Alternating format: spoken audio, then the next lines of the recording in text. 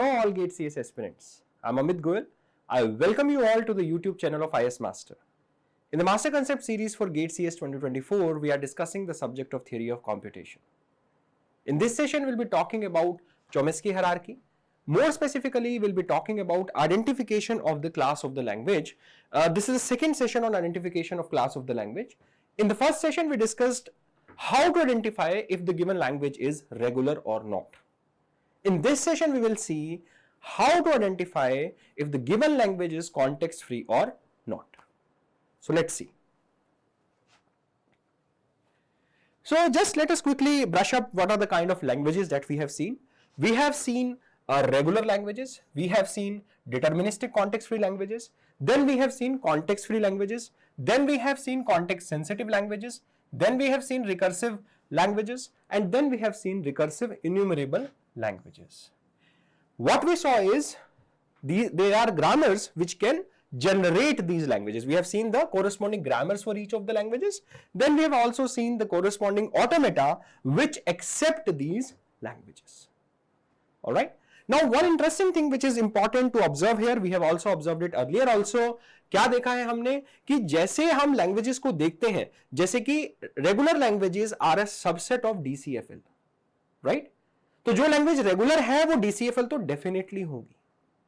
Similarly DCFLs are a subset of CFL, तो जो DCFL है वो सीएफएल तो डेफिनेटली होगी. Similarly CFLs are a subset of CSL, मतलब जो लैंग्वेज कॉन्टेक्स्ट फ्री है वो कॉन्टेक्स्ट सेंसिटिव तो डेफिनेटली होगी. Similarly CSLs are a subset of recursive languages, तो जो लैंग्वेज कॉन्टेक्स्ट सेंसिटिव है वो रिकर्सिव डेफिनेटली होगी. Similarly, recursive languages are a subset of recursive enumerable languages. So, जो language मेरी recursive है वो recursive enumerable भी definitely होगी. So, there is a hierarchy, there is a, what do we say, there is a subset relationship or there is a superset relationship between the languages, right? So, regular language is a subset, DCFL is a superset. ठीक है, तो ये relation बहुत बहुत important है. तो अगर आपको कोई लैंग्वेज आइडेंटिफाई हो जाए कि भाई मेरी लैंग्वेज रेगुलर आती है और ऑप्शंस में हमारे पास 4 ऑप्शंस दिए गए हैं, क्या given language is regular, DCFL, CFL और सीएसएल, और जो क्वेश्चन है वो एमएसक्यू टाइप का क्वेश्चन है, that is multiple select question है, तो आप क्या करेंगे, चारों ऑप्शंस को सिलेक्ट करेंगे, क्योंकि जो लैंग्वेज रेगुलर है वो डीसीएफएल भी डेफिनेटली हो जाएगी, सीएफएल भी डेफिनेटली हो जाएगी और सीएसएल भी डेफिनेटली हो जाएगी. राइट, आ रही बात समझ में? ठीक है, तो अभी हम क्या करेंगे, जैसे हमने पिछले सेशन में बहुत अच्छे से क्या समझा कि कैसे हम आइडेंटिफाई करें कि जो गिवन लैंग्वेज है वो रेगुलर है कि नहीं है. इस सेशन में हम बहुत स्पेसिफिकली ये समझने की कोशिश करेंगे कि कैसे हम आइडेंटिफाई करें कि गिवन लैंग्वेज कॉन्टेक्स्ट फ्री है कि नहीं है. ऑलराइट, तो आइए देखते हैं, इसको स्टेप बाय स्टेप समझेंगे. कॉन्टेक्स्ट फ्री लैंग्वेजेस, ठीक है. तो सबसे पहले सिंपल सा क्राइटेरिया हमने पहले भी देखा और यहां पे भी बहुत क्लियरली दिख रहा है, इस डायग्राम से भी हम देख सकते हैं कि कॉन्टेक्स्ट फ्री लैंग्वेज अगर है so they are accepted by push down automata. They are accepted by push down automata. अगर कि मेरी कॉन्टेक्स्ट फ्री लैंग्वेज हो जाती है, अगर कि मेरी सिंपल कॉन्टेक्स्ट फ्री है, ये नहीं पता है कि डिटरमिनिस्टिक है कि नॉन डिटरमिनिस्टिक है, तो मेरे को non deterministic push down automata मिलेगा. और अगर कि मेरी language let me make it in a better way, अगर कि मेरी लैंग्वेज कॉन्टेक्स्ट फ्री है तो उसके लिए मैं क्या बना सकता हूं, एनपीडीए तो डेफिनेटली बना पाऊंगा. ऑलराइट, सिमिलरली अगर मेरी लैंग्वेज जो है डिटरमिनिस्टिक कॉन्टेक्स्ट फ्री है तो मैं उसके लिए क्या बना पाऊंगा, डीपीडीए बना सकता हूं बहुत इजीली. राइट, तो यहां पे मैं डीपीडीए बना पाऊंगा उसके लिए. ऑलराइट, सो ये चीज इंपॉर्टेंट है समझना. राइट, तो मोस्ट इंपॉर्टेंट बात है कि अगर आप पुश डाउन ऑटोमेटा बना पा रहे हैं किसी लैंग्वेज के लिए तो वो कॉन्टेक्स्ट फ्री बन जाती है. अगर आप डिटरमिनिस्टिक पुश डाउन ऑटोमेटा बनाएंगे तो वो बनेगी डिटरमिनिस्टिक कॉन्टेक्स्ट फ्री. अगर आप non deterministic push down automata बनाएंगे तो क्या बन जाएगी, वो context free, just context free, हम उसे डिटरमिनिस्टिक नहीं कह पाएंगे. एक इंपॉर्टेंट और बात, जब मैं बोल रहा हूं कॉन्टेक्स्ट फ्री है तो वो डिटरमिनिस्टिक भी हो सकती है या नहीं भी हो सकती है, लेकिन जब डिटरमिनिस्टिक कॉन्टेक्स्ट फ्री बोल दिया तो वो डेफिनेटली डिटरमिनिस्टिक ही रहेगी. ऑलराइट, ठीक है. So alright, so let's see further. So context free languages अगर हम बात करें so they are accepted by push down automata. ठीक है, पुश डाउन ऑटोमेटा उन्हें एक्सेप्ट करता है, जनरल सी बात है, हम डिटरमिनिस्टिक या नॉन डिटरमिनिस्टिक की बात नहीं कर रहे हैं, वो नेक्स्ट स्लाइड में हम बात करेंगे उस बारे में. नाउ एक इंपॉर्टेंट बात, जितनी भी रेगुलर लैंग्वेजेस हैं वो तो ऑलरेडी डिटरमिनिस्टिक कॉन्टेक्स्ट फ्री हो जाती हैं. कैसे हो जाती हैं? हमने चोम्स्की हायरार्की में देखा है बहुत क्लियरली, जितनी भी रेगुलर लैंग्वेजेस हैं वो पहले से ही डीसीएफएल तो ऑलरेडी हो गई। ठीक है, ये तो डायरेक्टली हम चोम्स्की हायरार्की से समझ सकते हैं। उसके बाद हमने क्या देखा, हमने जब रेगुलर लैंग्वेजेस को देखा था तो हमने फाइनली ये बोला था, जब हम देख रहे थे कि how to identify whether the given language is regular और नॉट, तो हमने उस समय पे ये समझा था कि अगर इनफाइनाइट मेमोरी की जरूरत है, इनफाइनाइट कंपैरिजन की जरूरत है, इनफाइनाइट काउंटिंग की जरूरत है, तब मेरी लैंग्वेज जो है रेगुलर नहीं होगी। ठीक है, बट अगर infinite memory, infinite counting, infinite comparison की जरूरत है तो लैंग्वेज कॉन्टेक्स्ट फ्री हो सकती है। उसके बाद दो कंडीशंस हो रहे हैं वो समझेंगे, infinite languages which require infinite memory, counting और you can say comparison also is a context free language. But just इससे कॉन्टेक्स्ट फ्री नहीं प्रूव होता है, उसके बाद भी कुछ कंडीशन है। क्या कंडीशन है वो डिस्कस करेंगे। ठीक है, no more than one infinite comparison should be made at a time. ये बहुत बहुत इंपॉर्टेंट पॉइंट है जहां पे मिस्टेक्स हो सकती हैं। क्या है ये पॉइंट? एक से ज्यादा इनफाइनाइट कंपैरिजन आप एट ए टाइम नहीं करेंगे, अलग अलग कर सकते हैं, लेकिन एट ए टाइम, एक टाइम पे आप एक से ज्यादा इनफाइनाइट कंपैरिजन नहीं करेंगे। आ रही है बात समझ में? एग्जाम्पल से हम इसे और अच्छे से समझने की कोशिश करेंगे। देखते हैं, जैसे सबसे पहला एग्जाम्पल है हमारे पास, मैं लास्ट पॉइंट पे बाद में आता हूं, पहले एग्जांपल से समझते हैं कि जितना अभी तक समझा है वो समझ में आ रहा है कि नहीं आ रहा है। L1 मैंने कहा a raise to power n b raise to power n। यहां पे क्या करना है, मुझे इनफाइनाइट कंपैरिजन करना है। नंबर ऑफ a जो है नंबर ऑफ b के बराबर होने चाहिए, पहले a's आएंगे और फिर b's आएंगे। हमने इसके लिए पुश डाउन ऑटोमेटा बनाया है, पुश डाउन ऑटोमेटा की क्लास में, इनफैक्ट डीपीडीए बनाया है डीपीडीए वाली क्लास में। ठीक है, तो अगर मैं बोलूं यहां पर कितने कंपैरिजन हम कर रहे हैं at a time? One infinite comparison, a को b से कंपेयर कर रहा है, तो इसलिए ये लैंग्वेज क्या हो जाती है? Context free. लेकिन यहां पर क्या हो रहा है, a raise to power n, b raise to power n, c raise to power n। अब यहां पर a को b से कंपेयर करना है और b को c से कंपेयर करना है, तो यहां पर दो infinite comparison at a time करने हैं हमें। आप नंबर ऑफ a को b से कंपेयर करेंगे और नंबर ऑफ b को c से कंपेयर करेंगे, तो एट ए टाइम दो कंपैरिजन करना है आपको। a का नंबर b से मैच करना है, b का नंबर c से मैच करना है, c का तो a से अपने आप हो जाएगा। अगर a और b इक्वल है और b और c इक्वल है तो a is equal to c by the rule of transitivity. ठीक है, तो अब मैं क्या कहना चाह रहा हूं कि अगर हमें दो इनफाइनाइट कंपैरिजन करने हैं तो ये हम पुश डाउन ऑटोमेटा से नहीं कर सकते। तो this is not context free. क्यों नहीं कर पाएंगे? अगर हम जनरली सोचने की कोशिश करें, कैसे करेंगे? हमने ये चीज ऑलरेडी डिस्कस की थी, पुश डाउन ऑटोमेटा के टॉपिक में भी हमने बहुत अच्छे से इस पॉइंट को डिस्कस किया था। क्या बात है, क्या प्रॉब्लम है यहां पर? अगर मैं यहां पर एज को पुश कर देता हूं, जैसे for example a raise to power n, b raise to power n है, तो मैंने मान लीजिए मेरे पास a2 b2 c2 था, मैंने, ठीक है, मैंने यहां पर bottom of the stack symbol भी है, मान लीजिए यहां पर नीचे बॉटम है, यहां पर मैंने दो एज पुट अप कर दिए। ठीक है, ऑलराइट, जब मैंने दो एज देखे तो मैंने यहां पर दो एज पुट अप कर दिए और उसके बाद बी के केस में मैंने क्या किया, इन ओ एज को पॉप कर लिया। अब मैं सी का कंपैरिजन किससे करूं? राइट, तो इसलिए यहां पर मैं पुश डाउन ऑटोमेटा नहीं बना सकता। ठीक है, अच्छा, कोई ये बोल सकता है कि आप ऐसा कीजिए सर, आप चार एज को पुश कर दीजिए, 2 3 4, ऑलराइट। ठीक है, नीचे बॉटम ऑफ द स्टैक यहां पे भी है सिंबल हमारे पास। ठीक है, चार एज पुश कर दिए तो दो बी जब आएंगे, दो ए पॉप कर लिए, दो सी आएंगे, दो ए पॉप कर लिए, तो ये तो एक्सेप्ट हो रहा है। ये बात हमने पहले भी डिस्कस करी थी। क्या प्रॉब्लम है इस लॉजिक में? ये लॉजिक से क्या हो जाएगा, मेरा A2 B1 C3 भी एक्सेप्ट हो जाएगा। ये इंश्योर नहीं कर सकता कि A का नंबर B के नंबर और C के नंबर के बराबर है, ये नहीं इंश्योर कर सकता पुश डाउन ऑटोमेटा, क्योंकि दो इनफाइनाइट कंपैरिजन आपको एट ए टाइम करने हैं। इससे क्या इंश्योर हो पा रहा है? इससे इंश्योर क्या हो पा रहा है कि आप क्या कर रहे हैं, जैसे फॉर एग्जांपल अगर मैं बोलूं a की पावर i है, b की पावर j है, c की पावर k है, तो ये क्या इंश्योर कर रहा है, ट्वाइस ऑफ i। जो मैं अगर इस तरह से पुश डाउन ऑटोमेटा बना रहा हूं, twice of i, this is ensuring that twice of i is equals to j plus k। But हमें तो क्या चाहिए था, i is equals to j is equals to k, तो इसलिए यहां पर मैं पुश डाउन ऑटोमेटा नहीं बना सकता। ऑलराइट, ठीक है, आगे बढ़ते हैं। WW में वही प्रॉब्लम है, हमने डिस्कस किया था, पुश डाउन ऑटोमेटा से हम WW एक्सेप्ट नहीं कर सकते। क्यों नहीं कर सकते? मान लीजिए मेरा स्ट्रिंग है AB, मैंने AB को पुश कर दिया, उसके बाद मैंने जब इस ए को कंपेयर करना शुरू किया, मैंने ए बी को पुश किया, इस ए को मुझे इस ए से कंपेयर करना है, but stack is first in last out. तो ये ए तो मेरा नीचे पड़ा हुआ है, ये ए तो मेरा नीचे पड़ा हुआ है, तो इस वजह से मैं इसको स्टैक के बेसिस पे नहीं कर सकता। मतलब बेसिकली पुश डाउन ऑटोमेटा के थ्रू नहीं कर सकता। क्यों नहीं कर सकता? क्योंकि पुश डाउन ऑटोमेटा में स्टैक है, और स्टैक जो होती है मेरी फर्स्ट इन लास्ट आउट होती है। क्योंकि मेरी stack first in last out है, मैं इसको पुश डाउन ऑटोमेटा से एक्सेप्ट नहीं कर सकता। ऑलराइट, ठीक है।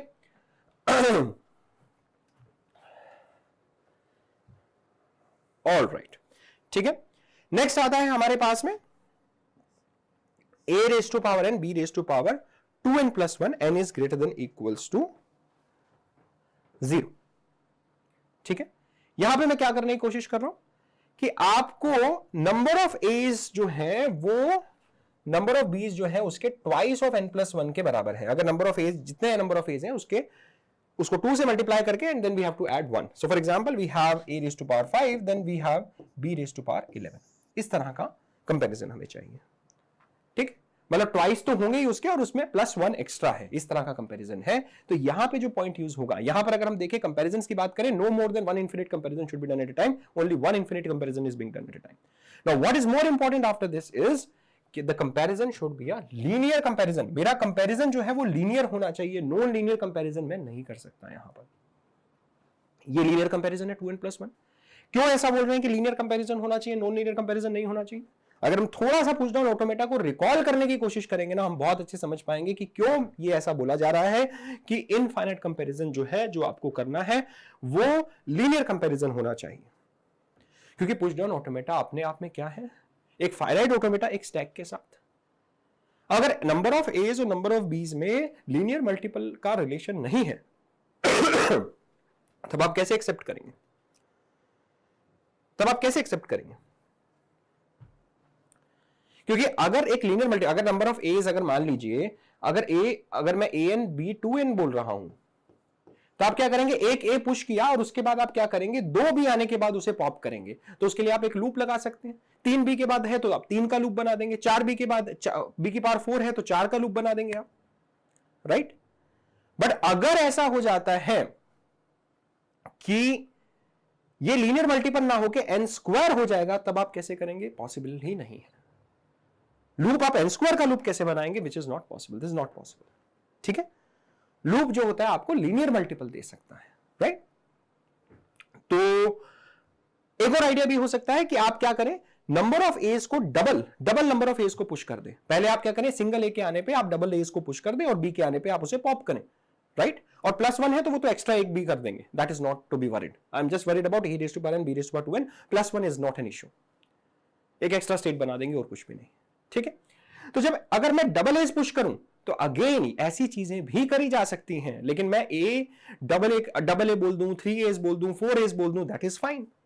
अगर मैं बोलूं ए जो एज है उसको n² फॉर्म में करना है, that can not be done. अगर मैं बोल दूं a raised to power n b raised to power n², this is not possible at all. कैसे बताऊंगा मैं? अगर 5 है तो यहां 25 होंगे, अगर 4 है तो यहां पे 16 होंगे। कैसे करेंगे आप? कैसे पुशिंग करेंगे? पहला ए आएगा, आपको क्या पता उसके बाद कितने और ए आने वाले हैं, और उसके बाद किस हिसाब से हम पुशिंग करें जिससे आप नंबर्स को मैच कर पाए। This is not possible with the help of a push down automata, with the power of the push down automata. तो ये लैंग्वेज क्या हो जाएगी मेरी? नॉन कॉन्टेक्स्ट फ्री हो जाएगी। यहां पे क्या आएगा? n इज greater than equals to 1। This should be n should be greater than equals to 1, or n should be greater than equals to 0 is also fine. Yeah, the small typo here. All right? ठीक है, simple है। सो अभी तक हमने क्या समझा? अगर मैं पुश डाउन ऑटोमेटा बना पाता हूं तो मेरी लैंग्वेज कॉन्टेक्स्ट फ्री है। मोर देन 1 इनफिनिट कंपैरिजन है, अगर मोर देन 1 इनफिनिट कंपैरिजन आ जाता है तो मेरी लैंग्वेज जो है वो कॉन्टेक्स्ट फ्री नहीं रहती है। एक ही infinite comparison at a time आना चाहिए, और वो इनफाइनाइट कंपैरिजन लीनियर मल्टीपल होना चाहिए, तभी मैं उसे कॉन्टेक्स्ट फ्री लैंग्वेज कह पाऊंगा, तभी मैं उसके लिए पुश डाउन ऑटोमेटा बना सकता हूं। ऑलराइट, अभी तक हमने इतना समझा है, ठीक है। अब एक थोड़ा सा स्पेसिफिकली हमने ऑलरेडी वैसे इस चीज को देख लिया है। If we can design a deterministic PDA then the language is DCFN। अगर आप डिटर्मिनिस्टिक पीडीए बना पाएंगे तो वो डीएसीएफएल बन जाएगा। अगर आप नॉन डिटर्मिनिस्टिक पीडीए बना पाते हैं तो लैंग्वेज क्या हो जाएगी, just CFL. It is not DCFL, it is not deterministic context free language, it is just a context free language. ठीक है, सिंपल पॉइंट, ऑलरेडी हमने डिस्कस किया है in the lecture of PDA, तो इतना कोई वरी करने का इसमें इशू नहीं है। ठीक है, there is nothing great out it, we have already discussed it. ठीक है, और हमने ये चीज भी बहुत अच्छे से डिस्कस की थी। रेगुलर लैंग्वेजेस में अगर हम देखें, फाइनाइट ऑटोमेटा उठा लें, फाइनाइट ऑटोमेटा एक्सेप्ट करता है रेगुलर लैंग्वेजेस की, लेकिन उसमें अगर हम डीएफए को उठाएं, एनएफए को उठाएं, एप्सिलॉन एनएफए को उठाएं, सबकी पावर सेम है। लेकिन जैसे ही हम यहां पर पीडीए पे जाते हैं, that is context free languages पे जाते हैं, एनपीडीए की पावर डीपीडीए से ज्यादा है। ठीक है, एग्जाम्पल से देखते हैं, हमने ऑलरेडी देखा है इस चीज को। अगर बात करें डब्ल्यू से डब्ल्यू आर की, तो ये जो है मेरा, इसके लिए मैं क्या बना सकता हूं, डीपीडीए बना सकता हूं। क्योंकि मैं इसके लिए डीपीडीए बना सकता हूं तो ये लैंग्वेज क्या हो जाती है, डीसीएफएल हो जाती है। ऑलराइट, नाउ डब्ल्यूडब्ल्यूआर की बात करें तो यहां पर ये क्या है, इसके लिए मैं यहां पीडीए बना सकता हूं, एनपीडीए बना सकता हूं, मैं इसके लिए डीपीडीए नहीं बना सकता। और क्योंकि मैं इसके लिए डीपीडीए नहीं बना सकता, ये जस्ट सीएफएल है, this is not DCFL, this is not DCFL, this is very important. क्यों, ऐसा क्यों है, हमने ऑलरेडी डिस्कस किया है। यहां पर सी के आने के बाद, यहां पर सी के आने के बाद मुझे पता है, आप पहले जो है जब तक सी नहीं आता तब तक आप क्या करेंगे, पुशिंग, और उसके बाद आप जैसे ही सी आ जाएगा आप करेंगे popping. So this is very clear, when to push, when to pop, this is very deterministic, therefore it is deterministic context free. लेकिन अगर हम बात करें डब्ल्यूडब्ल्यूआर की, यहां पर अब आपके पास, आपको ये नहीं पता है कि कब मुझे पुशिंग करनी है और कब मुझे पॉपिंग करनी है। This is not very clear. आप नॉन डिटर्मिनिस्टिकली पुश और पॉप दोनों करेंगे। ठीक है, तो there will be multiple traces, at least one of the traces will take you to the final state. ठीक है, यही रहता है हमेशा जनरली, राइट। तो डिटर्मिनिस्टिक में क्या होगा, there is only one trace, that trace should lead to the final state. अगर हम नॉन डिटर्मिनिस्टिक की बात करेंगे तो there are multiple traces, at least one trace should reach the final state, all other traces will be dead. ठीक है, but at least एक तो पहुंचना चाहिए, ये हमेशा कंडीशन रहती है हमारी। ठीक है, तो this is all about DCFLs and CCFLs. तो एक बेसिक आइडिया हमें लग गया कि कैसे हमें लैंग्वेज को कॉन्टेक्स्ट फ्री आइडेंटिफाई करना है। ऑलराइट, ठीक है, अब बात करते हैं कॉन्टेक्स्ट सेंसिटिव लैंग्वेजेस की। This allow more than one infinite comparison at a time. अगर आपको एक से ज्यादा infinite comparison at a time करने हैं तो अब आपको जरूरत पड़ेगी कॉन्टेक्स्ट सेंसिटिव लैंग्वेजेस की, जैसे कि a raise to power N, b raise to power n, c raise to power n. दो इनफाइनाइट कंपैरिजन करने हैं आपको, तो आपको यहां पर जरूरत पड़ेगी कॉन्टेक्स्ट आपको जरूरत पड़ेगी लीनियर बाउंडेड ऑटोमेटा की, जिसकी वजह से ये बन जाता है context sensitive language. So linear bounded automata accepts so the linear bounded automata accept context sensitive languages. Alright, ठीक है, अब बात करें एग्जांपल्स देख लेते हैं। ये एग्जांपल्स हमने पहले भी देखे हैं, कॉन्टेक्स्ट सेंसिटिव लैंग्वेजेस जब हमने पढ़ी, जब हमने लीनियर बाउंडेड ऑटोमेटा पढ़ा, हमने ऑलरेडी डिस्कस किए हैं सारे examples. Just quickly brush up कर लेंगे and then will move forward. ठीक है, so a raise to power N, b raise to power n, c raise to power n, दो इनफाइनाइट कंपैरिजन है, अगेन लीनियर बाउंडेड ऑटोमेटा बना पाएंगे, इसीलिए context sensitive बनेगा। A raise to power N, b raise to power n, c raise to power n, d raise to power n, again तीन infinite comparison है, again context sensitive. N M N M, इसको ध्यान से देखते हैं, ये वाला एन इस एन से कंपेयर करना है और एम जो है इससे कंपेयर करना है। वैसे तो इंडिपेंडेंट कंपैरिजन्स हैं, इंडिपेंडेंट कंपैरिजन्स हैं, दो कंपैरिजन्स हैं, दोनों ही अलग अलग टाइम पे है। ठीक है, two infinite comparisons are being done but they are being done at different times, but still we can not make a PDF for it. Why, क्यों नहीं बना सकते इसके लिए पीडीएफ, क्या प्रॉब्लम है भाई? जब आपने ए को पुश कर दिया, फिर आपने बी को पुश कर दिया, मान लीजिए A B C he D की बात कर ले, आपने ए को पुश किया, बी को पुश किया, अब आपको सी का नंबर मैच करना था ए से, राइट? बीच में तो बी है, कैसे करेंगे? नहीं कर सकते। लीनियर बाउंडेड ऑटोमेटा में कर सकते हैं। कैसे कर सकते हैं? क्योंकि उसमें आप एक ट्यूरिंग मशीन यूज कर रहे हैं, जो कि आपकी क्या डिफरेंस है ट्यूरिंग मशीन में और लीनियर बाउंडेड ऑटोमेटा में अगर हम बात करें तो लीनियर बाउंडेड ऑटोमेटा क्या है? एक ट्यूरिंग मशीन ही है जिसके अंदर हमने टेप मूवमेंट कितना कर दिया है, टेप का लेंथ जो है हमने क्या कर दिया, जितना इनपुट का लेंथ है उतना कर दिया है। सो लीनियर बाउंडेड ऑटोमेटा क्या है? It's a Turing machine in which the tape length is fixed to the length of the input. Alright, तो अब क्योंकि ये ट्यूरिंग मशीन जैसा बिहेव कर रहा है, हम दोनों डायरेक्शंस में मूव कर सकते हैं, लेफ्ट भी राइट भी, तो हम यहां इस तरह की चीजें कर पाएंगे। हम लेफ्ट राइट मूव करके क्या करेंगे, पहले ए को सी से कंपेयर कर लेंगे, फिर बी को डी से कंपेयर कर लेंगे। ठीक है, ऑलराइट। आगे बढ़ते हैं, a की पावर n b की पावर n स्क्वायर। अगेन यहां पे जो कंपैरिजन है वो लीनियर मल्टीपल नहीं है,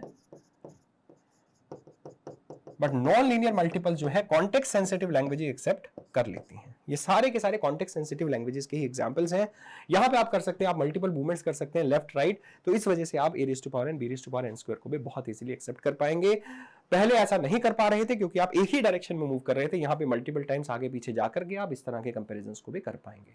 ठीक है, देन आते हैं a की power p, p is prime, ये भी हमारे पास लीनियर बाउंडेड ऑटोमेटा एक्सेप्ट कर लेता है। a की power p where p is composite, this is also acceptable.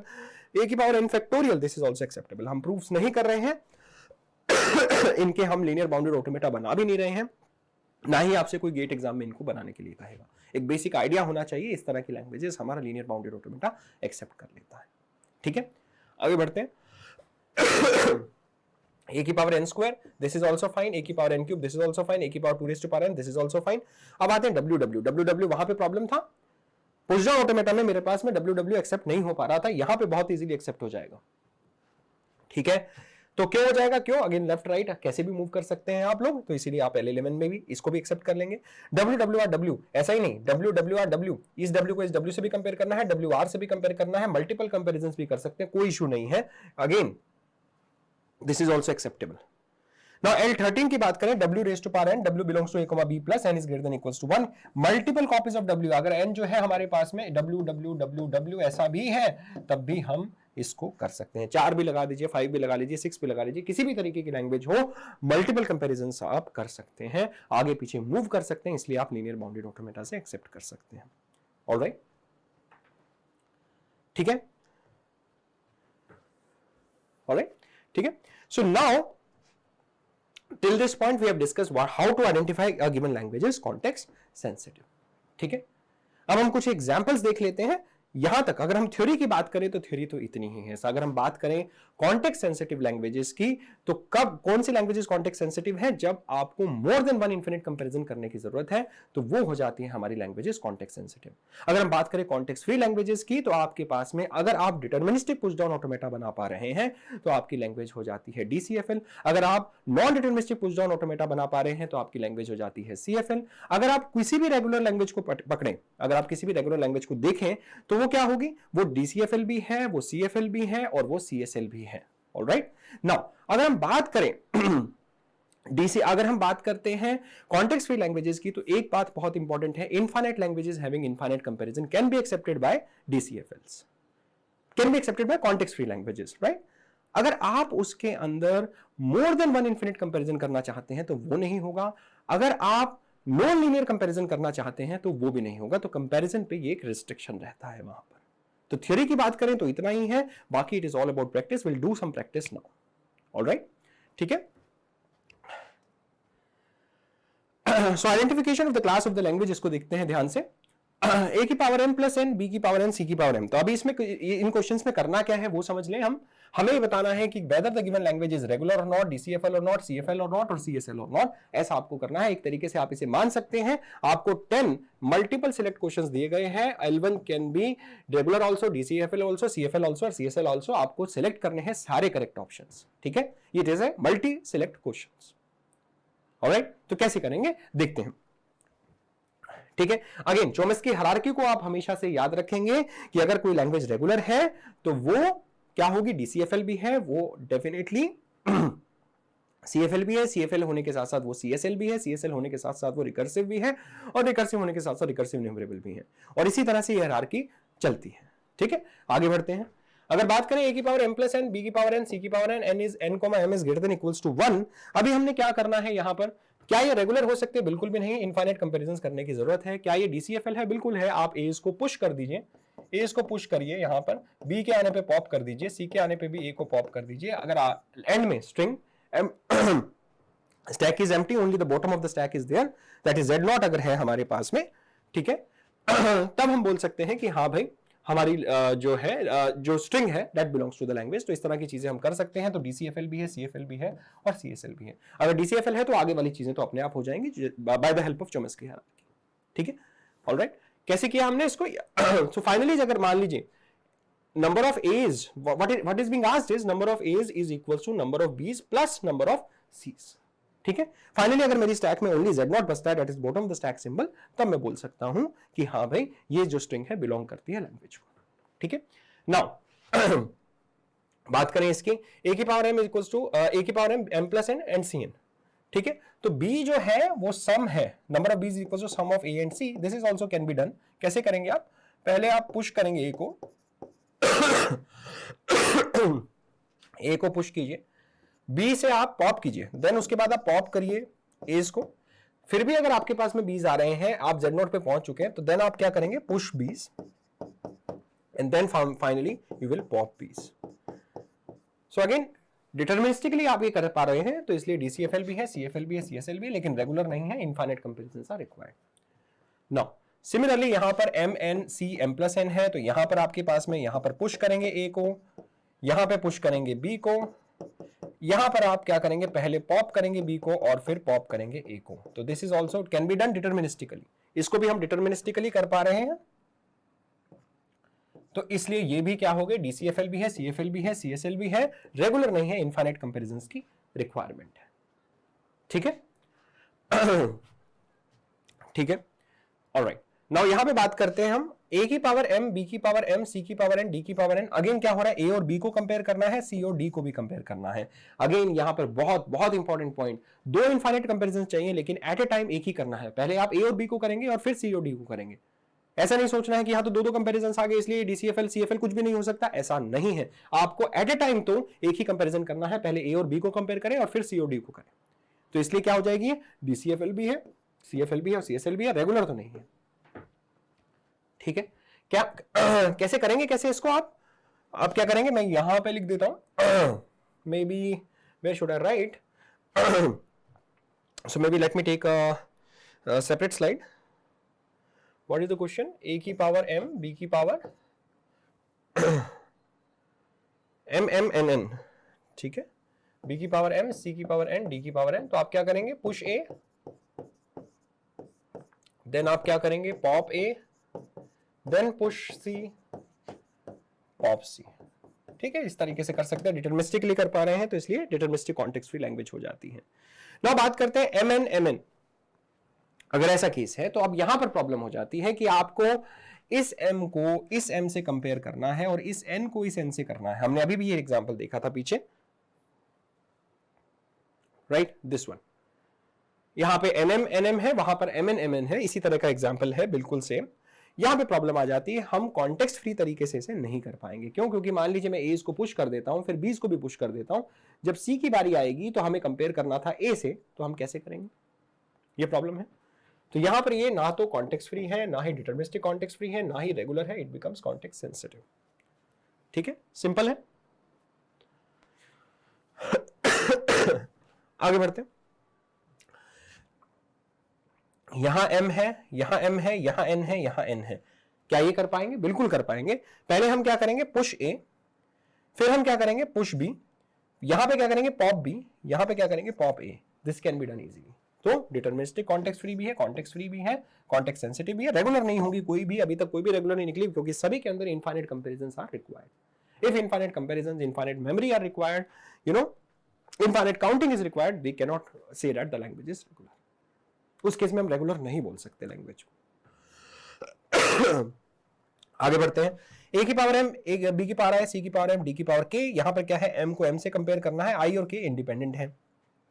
Again deterministic है. a आने पे आप पुश करेंगे, b आने पे, c आने पे आप पॉप करेंगे, बाकी b और d पे आने पे कुछ भी नहीं करेंगे आप. तो इस केस में क्या हो जाएगा, deterministic context free as well as context sensitive. Regular अभी भी नहीं है, इनफाइनाइट कंपैरिजन की रिक्वायरमेंट है. ऑलराइट, नाउ mn है, m is greater than n है. अगर ऐसा बोला जा रहा है m जो है वो ग्रेटर देन n है, उस केस में क्या करें, अगेन वही वाली बात है, m इक्वल टू n भी हम कर सकते हैं, m ग्रेटर देन n भी कर लेंगे. फाइनली हमारे पास a बचने चाहिए, हम पहले a के आने पे पुश करेंगे, b के आने पे पॉप करेंगे. फाइनली अगर a बचा है तो हम बोलेंगे it is the string belongs to the language. तो देयरफॉर डिटरमिनिस्टिक कॉन्टेक्स्ट फ्री है, इसलिए कॉन्टेक्स्ट फ्री भी होगा, कॉन्टेक्स्ट सेंसिटिव भी होगा, ये नहीं होगा. Again infinite comparisons needs to be done, therefore they are not regular. Now a raised to power n, b raised to power 2n, again linear multiple है, लीनियर मल्टीपल है b, definitely we can do it with the help of context deterministic context free as well as context sensitive as well as context free also, right? Regular नहीं है, but A की power N B की power N square ये नहीं होगा. क्यों नहीं होगा? अभी जो हमने रूल डिस्कस किया, infinite more than one infinite comparison is being done. At a time एक ही कर रहे हैं, मोर देन वन नहीं है. लेकिन प्रॉब्लम क्या है, लीनियर नहीं है, तो इसलिए क्या होगा, ना तो कॉन्टेक्स्ट फ्री है, ना ही डिटरमिनिस्ट, ना तो डिटरमिनिस्टिक कॉन्टेक्स्ट फ्री है, ना ही कॉन्टेक्स्ट फ्री है, ना ही रेगुलर है. It is coming out to be context sensitive. ठीक है, सिंपल है. एक साथ हमने 10 एमएसक्यू सॉल्व कर दिए लास्ट 10 मिनट्स में. एक मिनट में क्वेश्चन सॉल्व हो रहा है. तो जो बेसिक रूल्स आपको बताए हैं आप उन्हीं को अप्लाई करते चले, बहुत इजीली आप इस तरह के क्वेश्चंस को सॉल्व कर पाएंगे. ठीक है, 10 एग्जांपल्स और देख लेते हैं and then we will wind up with this session.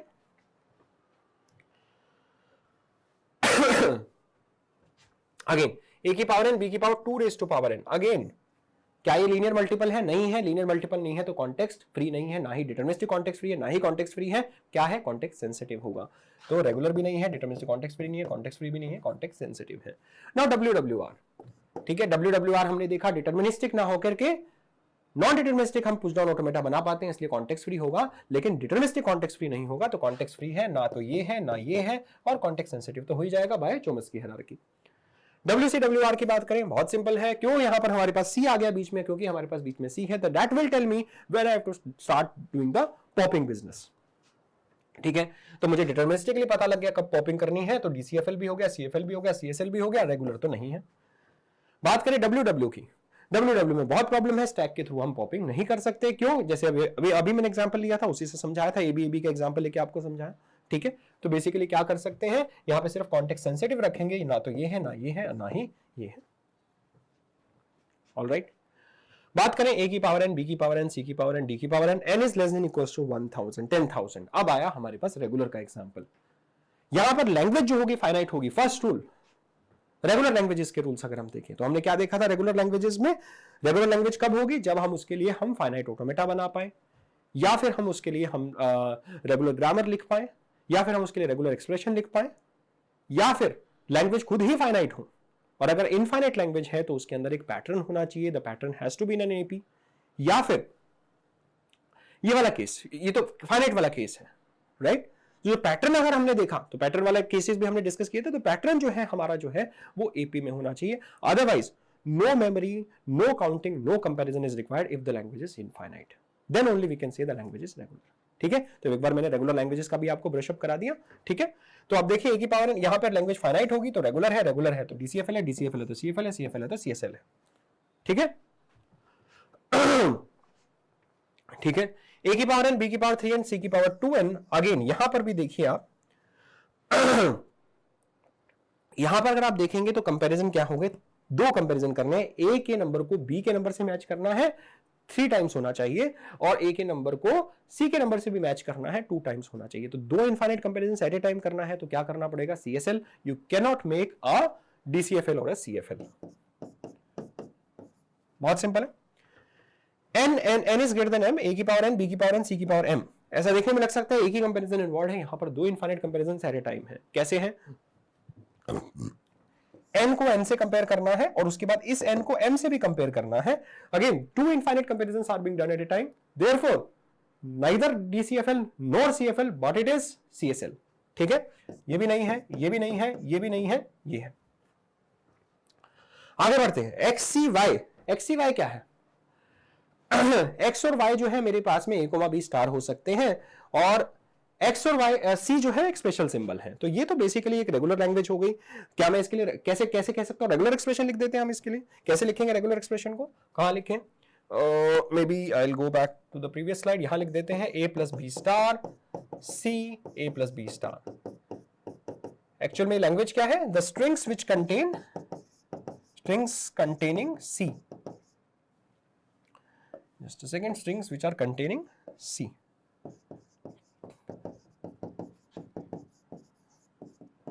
All right. Simple है. Strings which are containing C. तो रेगुलर है तो वो CFL भी है, DCFL भी है, और साथ ही साथ में हमारे पास में CSL भी है.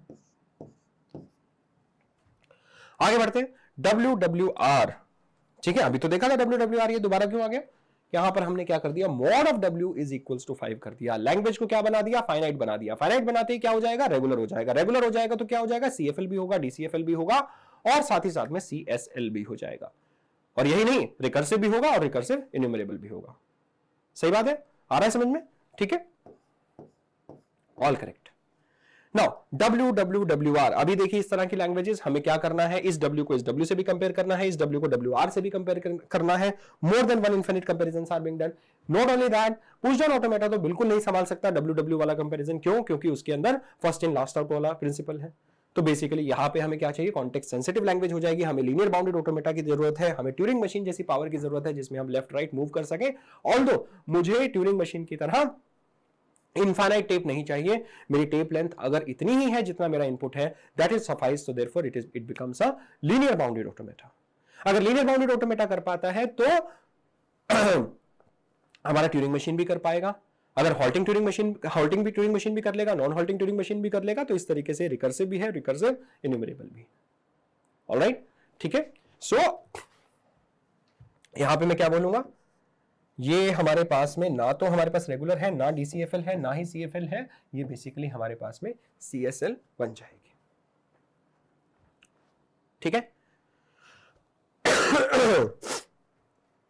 ऑलराइट, ठीक है, ठीक है। इस पे आप और भी ज्यादा प्रैक्टिस कर सकते हैं।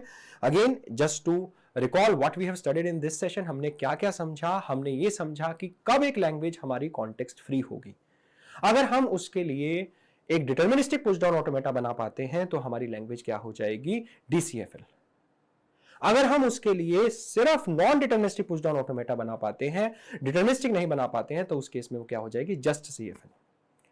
हर रेगुलर लैंग्वेज डेफिनेटली CFL भी है, DCFL भी है, CSL भी है, रिकर्सिव भी है और रिकर्सिव इन्यूमरेबल भी है। ठीक है, तो ये 3 मेजर पॉइंट्स पहले हमने समझे। उसके अलावा और हमने क्या समझा, अगर आपको more than one infinite comparison at a time चाहिए, तब उस केस में आपकी लैंग्वेज CFL नहीं हो सकती। और अगर वो इनफाइनाइट कंपैरिजन की अगर हम बात करें, अगर मोर देन वन इनफिनिट कंपैरिजन है तब भी प्रॉब्लम है। अगर आपका कंपैरिजन जो है वो लीनियर मल्टीपल नहीं है, अगर सिंगल कंपैरिजन भी है तब भी प्रॉब्लम है। But infinite comparisons are allowed. 2 conditions हैं हमारे पास में, more than one infinite comparison not allowed, linear not a linear multiple comparison not allowed. Context sensitive languages की बात करें, more than one infinite comparisons are definitely allowed. ये हमने basically discuss किया। Rest is all about practice. We have already discussed 20 questions in this sessions. Again more and more practice can be done by you all. ठीक है, so that's all about this session. What we have seen in the previous sessions is we have seen finite automata, we have already seen regular expressions, we have already seen grammars, we have already seen push down automata, we have seen Turing machines. Now we have completed the Chomsky hierarchy also. What is only left is decidability and closure properties. We'll finish these 2 topics basically in the next 3 sessions, and that will complete the syllabus of theory of computation as far as the GATE exam is concerned, right? So thank you so much guys. I'll see you guys in the next session with some details on decidability.